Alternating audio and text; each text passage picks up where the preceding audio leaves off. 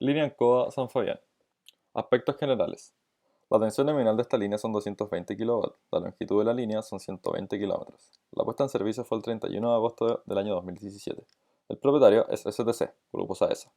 Esta línea es de doble circuito con un conductor por fase. La capacidad máxima de esta línea de transmisión es de 250 MVA, con una frecuencia nominal de 50 Hz y corriente nominal de 650 A. De acuerdo a la norma, la línea San Fabián-Ancoa de doble circuito de 220 kV se designa como categoría C, líneas aéreas de alta tensión cuyo voltaje nominal entre conductores es superior a 25 kV. Las características del paisaje del área de estudio están altamente intervenidas por acción humana, principalmente a través de actividad forestal. Esta actividad requiere varios caminos privados y públicos, además de ubicarse en la precordillera donde existen diferentes ríos quebradas. Estos últimos marcan los 8 tramos definidos a lo largo de la línea. El territorio visual total se compone de 3 unidades morfológicas: valle, montaña y lecho de río, y en general es de forma alargada e irregular, lo que genera vistas encajonadas con planos simples en las unidades del paisaje, careciendo de puntos de observación panorámicos de fácil acceso para el reconocimiento y contemplación de ellas. La configuración espacial del territorio y su relación con el emplazamiento del proyecto determinó el establecimiento de 12 cuencas visuales, las que en general son irregulares y circulares, de vistas simples y gran tamaño entre las 6 unidades de paisaje identificadas. De estas unidades de paisaje, la de menor calidad visual corresponden a los campos de cultivo, las plantaciones forestales y la subestación Ancoa, debido a que carecen de diversidad espacial y cromática, y contienen mayor cantidad de marcas visuales o elementos lineales que fragmentan el conjunto, mientras que las unidades con mayor calidad visual son el bosque nativo y los cursos de agua, pues actúan como puntos de atracción y poseen mayor variabilidad de diferencia de texturas y contraste interno. La línea San Fabián-Ancoa está conectada a través de dos subestaciones de tipo ICE, aisladas por aire. La subestación Ancoa que se muestra en la imagen es una subestación de propiedad de Transelec. Esta se conecta a varias líneas, siendo la primera Parimavía Ancoa de 66 kV, la segunda, y entrando en la categoría de 220 kV, Ancoa San Fabián, Ancoa Itahue, Pehuenche Ancoa, Colbún Ancoa. En la categoría de 500 kV está Charrúa Ancoa, Entre Ríos Ancoa, línea 1 y línea 2, y las 3 líneas de Ancoa Alto Jahuel. La subestación San Fabián, en cambio, no se conecta con ninguna otra línea que no sea la de San Fabián Ancoa 220 kV. Una de las regiones donde se ubica esta línea de transmisión es la región del Maule. En esta se concentra gran parte de las generadoras de tecnología hídrica del país. La subestación Ancoa, cual se ubica en la foto, se encuentra rodeada de hidroeléctricas mayoría de la empresa Colbún S.A. Las más cercanas son Chiburgo y Colbún, que están en la mitad de la foto, y hacia el sur se puede ver Machicura. En cambio, al norte, San Clemente. Estas últimas dos son de tecnología hídrica de pasada.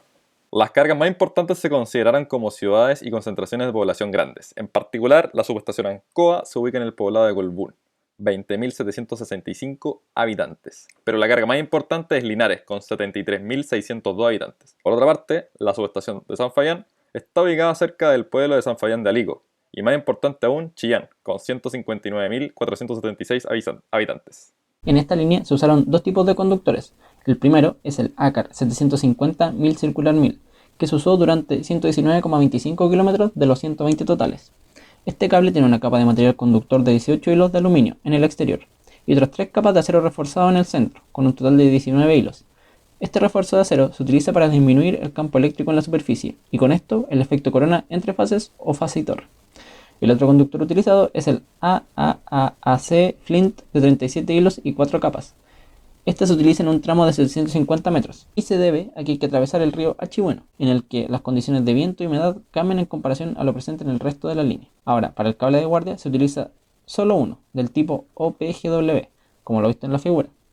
Este cable tiene un centro de fibra óptica que se puede utilizar para el transporte de datos propios de la línea, o se vende a alguna compañía externa, como por ejemplo de internet, para que a través de la línea lleven sus datos a otras localidades. Luego del centro hay distintos tipos de aislantes en los números 2, 3, 4 y 5, para que finalmente esté la capa de acero y aluminio en el número 6, que serán el pararrayos de la línea. Ahora, para las torres de la línea se tienen en total 365 estructuras utilizadas, para las cuales se subdividen en 85 de anclaje, 255 de suspensión, 3 de transposición y 2 portales de anclaje. La torre más utilizada es la aquí presente, la cual es la torre W20 2P5H29, la cual es una torre de suspensión de acero galvanizado, autosoportada, de doble circuito, con ángulo de deflexión de 0,5 grados, que eso es lo que significa el número dentro del paréntesis. hasta donde llega el ángulo. Tiene 45,95 metros de altura, distancia a la fase A de 38,4 metros, 32,4 para la fase B y 26,4 para la fase C. Conociendo esto, se puede calcular su vano y flecha, considerando un vano promedio de 331,9 metros y solo con el conductor ACAR 750 1000 circular 1000, ya que es el presente en más del 99% de la línea. También considerando que solo se calculará para la fase C, ya que es la más cercana al suelo. Con esto se obtiene que la flecha a 20 y 30 grados es de 8,7 y 9,645 metros, lo cual entrega una altura mínima de 17,7 metros para los 20 grados y 16,75 metros para los 30 grados. Si esto se compara con la altura mínima, por norma, que debe tener una línea de nuestro tipo, la cual tiene un valor de 7,82 metros, se concluye que la línea está muy sobre la norma. Para el cálculo de resistencia en la línea, se utilizará el dato entregado por el fabricante de ambos conductores de resistencia por kilómetro a 20 grados Celsius en corriente continua. También se debe buscar el largo real de los conductores, ya que al estar trenzados, su largo aumenta en un porcentaje.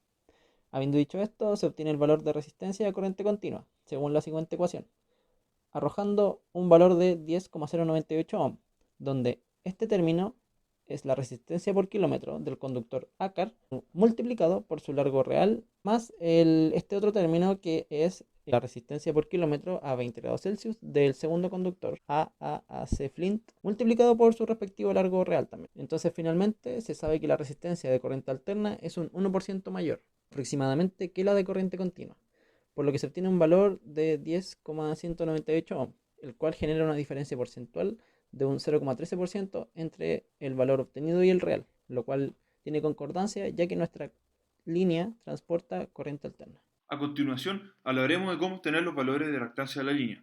Como es costumbre, se hará una transposición de las fases para poder obtener una reactancia homogénea entre todas ellas. En este caso se considerarán las distancias iguales entre tramos. Esta línea es de 120 km de largo, por lo que los tramos se distribuirán entre 40 km cada uno. Luego, se calcularán los enlaces de flujo de una sola fase, considerando flujo propio y mutuo durante un solo tramo. Luego se procederá de la misma manera para los siguientes dos tramos y finalmente se promediarán. Así se obtendrá la reactancia de una sola fase. El método es el mismo para calcular los valores de otras fases. Además, vale la pena mencionar que para este caso no se considerarán las corrientes de retorno ni por tierra ni por cable de guardia, ya que se asume un sistema trifásico balanceado en donde no hay retorno por neutros virtuales. Circuito simple en nuestra línea. La matriz de inductancia es la que se muestra a continuación. La primera fila corresponde a la influencia de las corrientes IB e IC sobre la fase A en el primer tramo, además de la propia influencia de IA sobre la misma. Luego la segunda fila es lo mismo, pero considerando que la fase A está ahora donde estaba antes la fase B, respetando la transposición. Por último, la analogía es equivalente a la tercera fila de la matriz. Luego promediamos estos tres tramos y haciendo el juego algebraico correspondiente consideramos que las tres corrientes suman 0 y esto nos da que la inductancia es la siguiente. Reemplazamos los valores de las distancias y multiplicamos por los JB radianes respectivos y los kilómetros de la línea. Y nos da una reactancia de 50,18 ohms. Luego, este valor lo comparamos con el del informe oficial de Infotécnica y vemos que es casi el mismo. Considerar que Infotécnica utiliza esta metodología simétrica. Sin embargo, la línea en realidad tiene 4 tramos asimétricos, pero nos dimos cuenta que los mismos cálculos, pero considerando ahora las distancias respectivas, nos dio que la reactancia es casi la misma que la simétrica. Es por eso que se utiliza esta fórmula. Los detalles de la fórmula y el análisis matricial están en el anexo del informe. Por último, analizaremos el caso en donde existen dos circuitos en paralelo, que es el que efectivamente ocurre en la realidad. Obtendremos una matriz de flujos enlazados para un solo circuito, considerando ahora eso sí la influencia de las corrientes del otro circuito.